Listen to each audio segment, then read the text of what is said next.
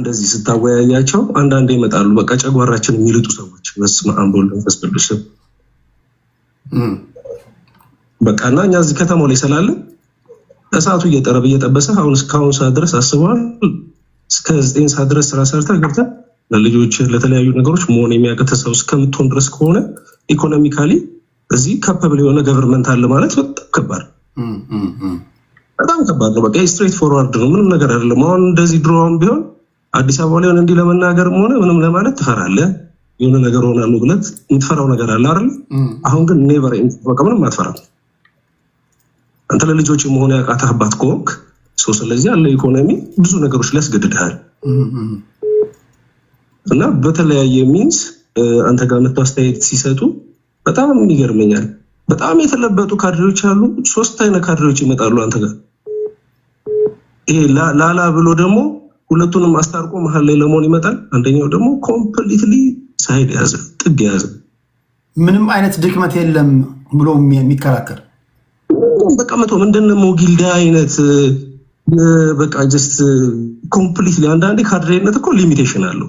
ወያኔ እኮ ካድሬዎች ነበሩት፣ ግን ካድሬዎቹ ውስጥ ላይ በትክክለኛ በእርግጠኝነት ይታገሉ እንደነበረ የምናውቀው እኛ የምንነግደው ላይ ሄደን ገቢዎች ላይ የተወሰነብን ነገር ካለ ሄደን ጥያቄ ስንጠይቃቸው ያን ኮምፕሮማይዝ ባደረገ መንገድ ይታገሉልን ነበር።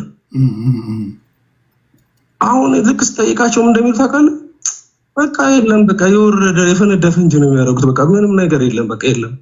አሁን በዚህ 8 ዓመት ውስጥ ብቻ 5 አይነት ታክስ ልንገርህ፣ አዲስ የተመሰረተ ታክስ ነው የታክስ ሬንጁ። ስለዚህ እንደዚህ አይነት ታክስ ሬንጆች በጣም በበዙበት ሰው ነገሮችን ማግኘት በማይችልበት ትናንትና 50 ብር እና 100 ብር የሚሸጥ የነበረ እቃ ዛሬ 800 እና 1000 ብር ገባ አጠገብ ላይ የሚሸጥለት ሰውዬ ያ ደሞዙ ደግሞ ካልተንቀሳቀሰለት ምን አይነት ፓራላል የሆነ ሂደት ነው ያለው? ሰው ከራሱ ጋር በቃ በደንብ ተጣልቷል። እውነት ነው። አሁን አዲስ አበባ ላይ በደንብ ነው የሚወራው ባይዘው በግልጽ እንደዚህ የፖሊስ አካል የደህንነት አካል ይሄ ምናምን አካል ምንም አይነት ፍርሃት የለም ምንም። ቢኮዝ አንድ ሆነናል፣ በቃ ተቀላቅለን አንድ ሆነናል። መሀል ያለው አካል ከበላይ ጋር ተነጋግሮ የሚፈታው ችግር የለም። እታች ያለው አካል ከመካከለኛው ጋር የሚፈታው ችግር የለም። ጀስት እኛን እንደ ከተማ ውስጥ እንዳለ አይጥ እነሱ እንደ ድመት እየተያየ ነገሮችን በሙሉ መራመር ነው የተያያዘው። ስለዚህ ፖለቲካ ላይ ያሉት ነገሮች በሙሉ እኔ እንደ አንድ ከተማው ላይ ተወልዶ እንደኖረ ሰው በጣም ግራ ከሚገባቸውና ነገሮችን አሁን አዲስ አበባ ነው ያለው። አሁን ይሄው እየነገርኩህ ነው። ኦኬ አዳነች አበቤ አብዛኛው ውሸት ነው ምናምን ሲል ሰምቻለሁ። እስኪ አንተ ንገረን በቦታው ስላለ የምገባ ፌስቡክ ላይ ፖስት እሱ እውነት ነው ውሸት ነው? እኔ ነገርኩህ እኮ ሚድል ኢንካም ማለት በመካከለኛ ደረጃ ላይ ካሉ ሰዎች ውስጥ ለመደብ መቻል ሰው ነው። እሺ ኢንተርኔቲንግ ነገሮችን ስንሯሯጥ ስንሄድበት ነው የምናገኘው።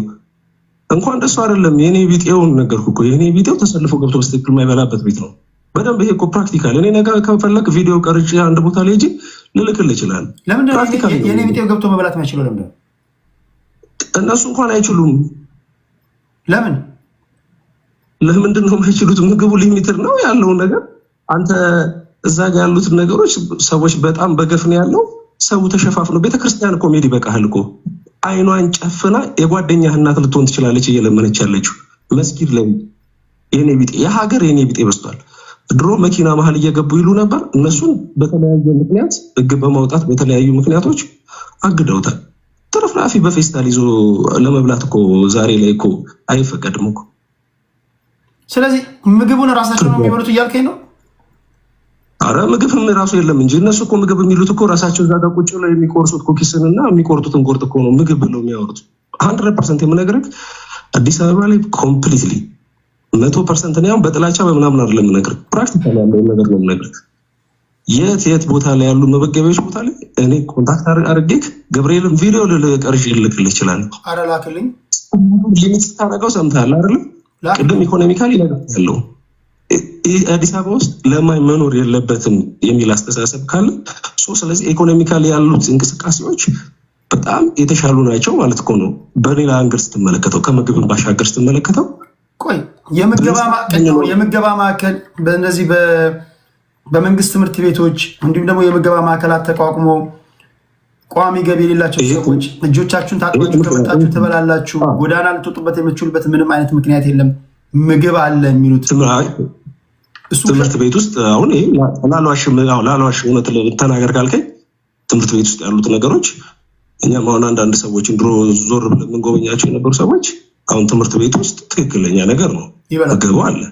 የመንግስት ትምህርት ቤት ውስጥ እንሰማለንም ያሉት ነገሮችም ትክክል ናቸው። ምግቡ አለ፣ ይበላሉ፣ ምን ይላሉ። ግን አሁን ወላጁን እኮ ነው አሁን ይሄ ወላጁ እዚህ ልጅ የሚልከው ወላጅ በጣም ከሚገባው በላይ በጣም በድህነት ውስጥ ያለ ነው። ኢቭን ኢፍ ሬንቱ ኪራይ ላይ ማለት ነው፣ የቤት ኪራይ ላይ ሄደህ እንዲህ ብትል አንድ ሳምንት 2 ሳምንት 3 ሳምንት ታገሰኝ በማለት የሚያቆስል ሰዎችም እንዳይገዙ የሚያደርግ አሮጊት ሴትዮ የምትጦርበት ቤቷ ሊሆን ይችላል። ገብቷል? ያችን ሴትዮ ታገሽን ስትላት እዛ ወጣ መግዛት ማችል ልትሆን ትችላለህ። ስለዚህ እንዳልደበላለቅብህ አሁን ያለው ነገር ይሄን ማመስገን ያስፈልጋል። በዚህ በኩል ትምህርት ቤት ላይ ያሉት ምገባዎች ላይ ትክክል ነው። ትምህርት ቤት ላይ ምገባል።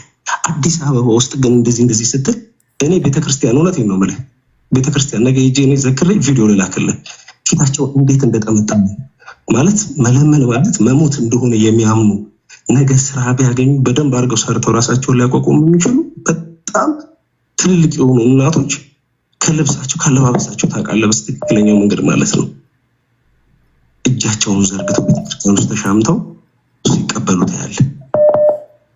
በጥበቃ እየተሳደዱ ግን ያላቸው አማራጭ አንድ ቦታ ነው። እዛች ቦታ ላይ ሲጋፉ ታያለህ። እስቲ የትኛው ኢኮኖሚካል የሆኑ ነገሮች ላይ ነው? እስቲ አዲስ አበባ ላይ ያለ ነጋዴ እኮ የምነግርህ ነገር እኮ እቃ ከመሸጥ እኔ አሁን ነገርኩህ። እኔ 4 ማውቀው ሰዎች አሉ። 4ቱም ንግድ ፈቃዳቸውን ነው ዘግተዋል። ኦልሞስት መዝጋታቸውን ተብሎ ፔንዲንግ ላይ አድርገውት አቆመውታል። ኦልሞስት ወጪና ገቢዎቹ መመጣጠን ስላልቻለ እነዛ ውስጥ የሚሰሩ ወደ 300 ምናምን ሰራተኞች ኦልሞስት ተበትነዋል። የቀን ሰራተኛ ነው የነበረው።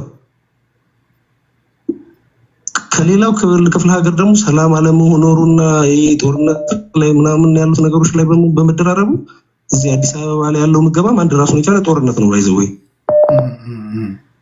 ምገባውን ተንተራሳው አዲስ አበባ ገብተን ብንኖር ይሻላል ያለችንን ነገር ለቃቅሞ እኛ ራሳችንን መመገብ ስለማንችል ስለሚል ከጎራባች ካሉት ቦታዎች ላይ በጣም ተፈናቅለው መጥተው አዲስ አበባ ላይ ጥግ ላይ ወጣው በትክክል ተከራይተው መጥተው ትምህርት ቤቱ ላይ ጉቦ ሰጥተው ኢቭኒፍ የሚመዘገቡ በጣም ብዙ ብቻ ኤኒዌይስ ምንድነው ማለት እንደ ጋቨርንመንት ምንድነው ስትራክቸር ብለህ ብትጠይቀው እኔ የሚናገር ሰው ካለ እኔ ያደንቃለሁ። ኢኮኖሚካል ብሊቭክ ምንድነው ቢባል ሰውየው በስተክክል እኔ አሁን ፌስ ቱ ፌስ ባገኝ የመጠይቃቸው 4 ጥያቄዎች አሉ።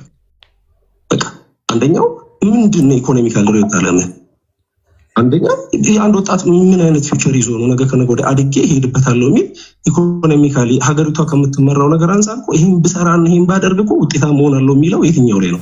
ኦኬ እሺ በቃ ይሄ አይነት ኢኮኖሚካል ስትራክቸር ኦልሞስት ዜሮ በገባበት ሁኔታ እዚህ ጋር መጥቶ እኛ እንደዚህ ይላል።